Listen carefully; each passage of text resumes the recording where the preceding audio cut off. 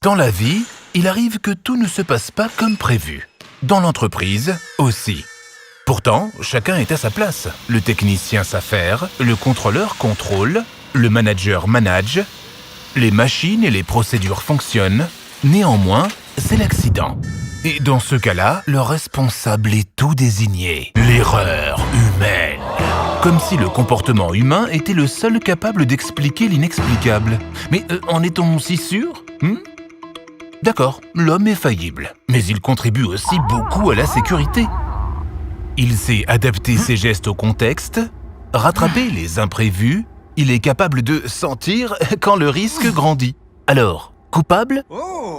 Il est temps de changer de regard sur l'erreur humaine et la voir non pas comme l'ultime cause, mais comme la conséquence d'autres défauts qui n'apparaissent que si on les passe au scanner des facteurs organisationnels et humains de la sécurité. Ok, un des facteurs, c'est bien l'homme, parce que nous sommes tous différents et dans des états variables. C'est normal.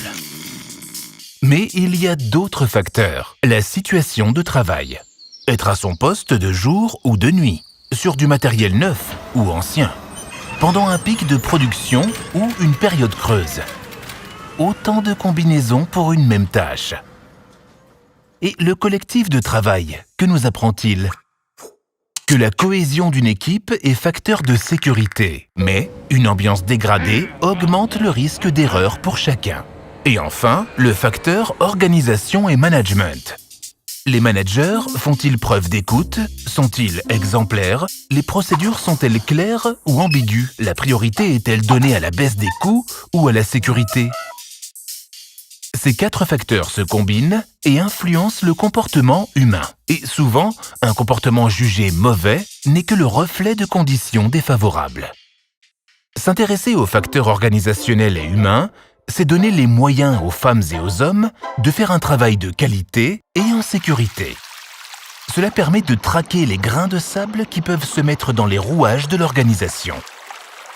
Et pas besoin d'attendre le prochain accident pour regarder les facteurs organisationnels et humains de la sécurité. C'est une démarche permanente qui améliore le quotidien des salariés, le bien-être au travail et finalement, le fonctionnement global de l'entreprise.